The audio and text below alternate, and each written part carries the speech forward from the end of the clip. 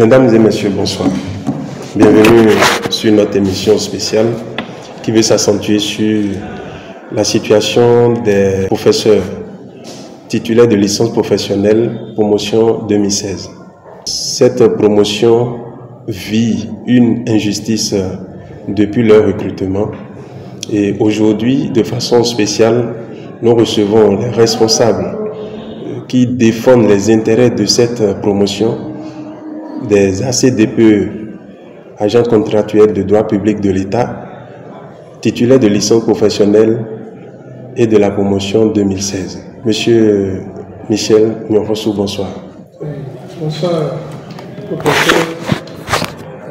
Ravi de participer à cette émission. C'est un plaisir pour nous de vous recevoir et merci d'avoir accepté notre invitation. Monsieur Taoufik, bonsoir. Oui, bonsoir mon frère. Merci beaucoup de m'avoir invité pour cette invitation. Merci à vous. Moi, c'est Prince Ovegidi.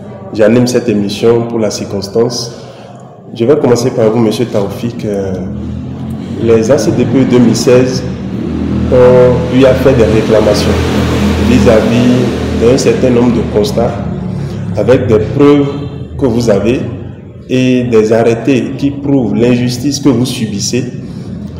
Quelles sont les démarches que vous avez déjà menées pour expliquer aux autorités la situation que vit actuellement la promotion ACE 2016 titulaire de licence professionnelle? Au premier abord, quand nous avons appris que notre déclassement serait B1, nous avons écrit à notre ministère en lui expliquant que nous avons payé une quittance de catégorie A selon les textes en vigueur de la République du Bénin, que la licence professionnelle est classée en A3-1, selon aussi le communiqué de notre recrutement. Nous avons écrit à notre ministère, bizarrement notre ministère ne nous a pas répondu favorablement, et après il nous envoie que nous sommes classés en B1. Lors de signature de notre contrat, nous avons insisté que nous devons signer un contrat élève professeur certifié. Beaucoup d'entre nous avions fait. D'autres n'ont pas pu faire parce qu'ils ont laissé ça, parce que ça ne répond pas à notre diplôme de recrutement. D'autres ont laissé. Nous qui avons signé EPC, bizarrement, 3 mois après, le ministère nous a appelé en disant que de venir changer notre contrat. Notre contrat, c'est B1. Donc, à la grande surprise, nous n'avons rien compris. Comme c'est fraîchement que nous entrons dans la fonction publique, nous ne savons pas comment la chose se passe. Et ils nous ont donné un contrat à blanc. Après la grande surprise, on apprend qu'ils nous ont classé en B1. Donc, nous avons encore mené d'autres démarches au ministère de la fonction publique et le ministère de la fonction publique nous a dit, lui n'a aucun problème avec nous. D'accord. Merci beaucoup pour votre intervention. Monsieur Michel, vous pouvez nous expliquer quelles sont les démarches menées déjà par le bureau? Ok, comme l'a dit tout à l'heure le collègue Taoufik, après le problème posé au niveau des contrats, nous avons adressé plusieurs demandes. D'abord au président de la République, à notre ministre de tutelle, à la ministre de la fonction publique. Nous avons également écrit aux différents syndicats, aux confédérations syndicales. Seul le ministère du Travail nous avait répondu parmi les institutions et le ministère du Travail a spécifié que nous avons été recrutés en catégorie A, que c'est notre ministère qui nous a mis dans la catégorie B. À part ça, parmi les confédérations syndicales, c'était la CGTB qui nous avait reçus et avait mis un point par rapport à notre situation au niveau des doléances adressées aux 3 ordres d'enseignement, aux différents ministres lors de leur assise pour préparer les rentrées. Mais depuis ce temps, nous n'avons plus rien eu. Notre ministère nous a dit que nous sommes B11. Nous avons cherché dans tous les tests, nous n'avons pas vu le test qui nous met dans la catégorie B. Ils ont parlé du statut particulier. Mais dans le statut particulier, aucun test ne dit que la licence professionnelle est dans la catégorie B. Aucun test. Mieux, dans les textes de la République, la loi sur la fonction publique, par exemple, la licence professionnelle est classée dans la catégorie A, échelle 3, échelon 1.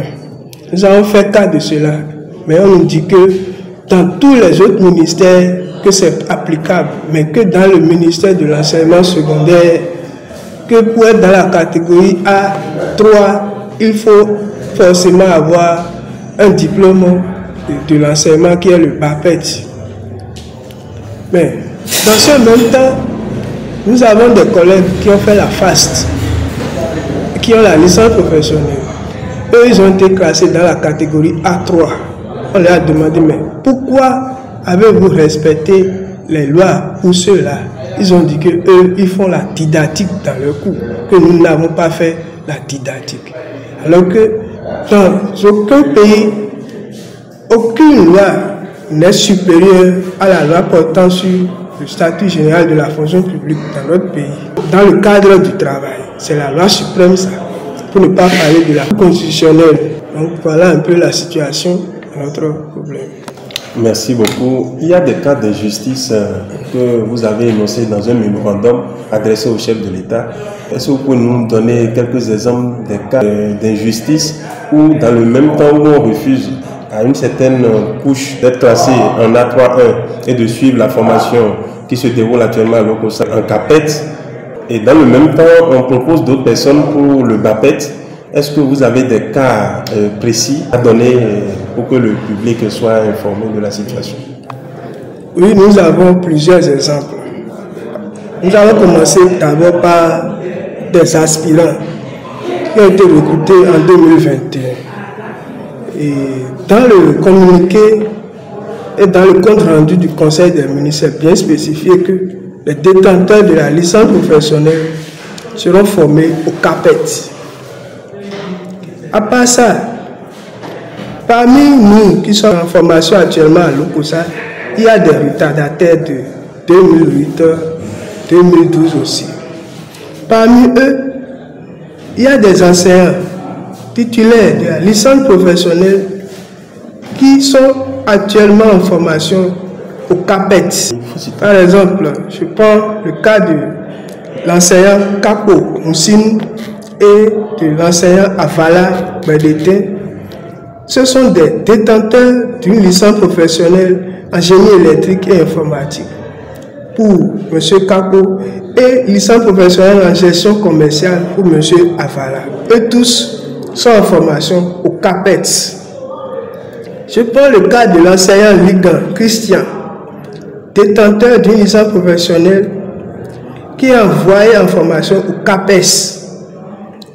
Également, vous avez l'enseignant Balomou Itounou, détenteur d'une licence professionnelle aussi en génie électrique, qui est envoyé au CAPET. Nous sommes tous dans la même maison, pendant que nous, qui sommes de la promotion 2016, sommes en formation au BAPET, parce qu'on nous dit qu'on n'a pas un diplôme de l'enseignement.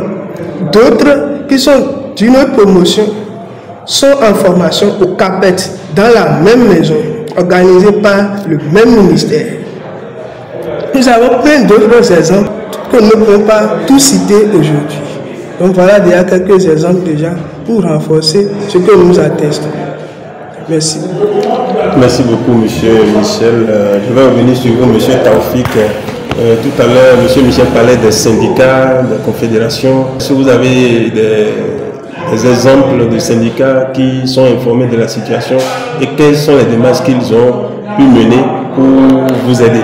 Aujourd'hui, par rapport aux syndicats, c'est SNETP qui est notre syndicat, c'est eux qui couvrent l'enseignement technique. Partout là où on passe, les responsables du SNETP nous ont dit que nous ne serons jamais formés pour CAPET. Donc nous les demandons pourquoi ils disent ça. Ils nous disent que ça là, ce n'est pas un problème, mais nous ne serons jamais formés pour CAPET. Et ceux qui ont été recrutés en 2008, les révélés de 2008 avec la licence professionnelle, et tous, l'État les a formés pour le CAPET. Et on les demande pourquoi notre promotion là, pourquoi ils ne veulent pas nous former pour CAPET, pourquoi ils disent ça. Ils disent que c'est ça ou rien, aucune loi n'a dit ça. Aucune loi n'a dit ça, mais c'est ça ou rien. Or les textes, nous sommes régis par des textes, nous ne savons pas pourquoi Ils nous ont dit ça. On a constaté qu'ils ne veulent pas nous aider. Donc, à part le SNETP qui a été touché, aucun autre syndicat n'a été informé de la situation. Monsieur Michel? Oui, nous avons également le SYNAPETA, qui est le syndicat côté secteur agricole, qui également a été informé de la situation. Mais jusqu'à présent, aucun de ces deux syndicats n'a pu réellement nous aider à avoir gain de cause. Mieux, on nous dit clairement que la licence professionnelle, c'est pas bête. À part les syndicats, nous avons été reçus par notre ministère. C'était, je crois, pendant le regroupement des congés de Pâques. Donc, arrivé là-bas, il y avait beaucoup de personnalités. Nous avons remarqué que ce ne sont rien que des personnes de l'enseignement secondaire général. Il n'y avait aucun représentant de l'enseignement technique à cette assise-là. Le principal argument qu'ils utilisent, c'est le statut particulier et la loi portant statut général de la fonction. Mais dans cette loi, au niveau de l'article 91, c'est bien clair que la licence professionnelle doit être dans la catégorie A, échelle 3, échelon. Donc c'était juste un supplément que je voulais ajouter. Nous avons comme l'impression que les responsables de l'enseignement technique ne nous soutiennent pas dans cette lutte. Alors que si eux au moins nous soutenaient, ça aurait été facile, je pense qu'on aurait gagné depuis.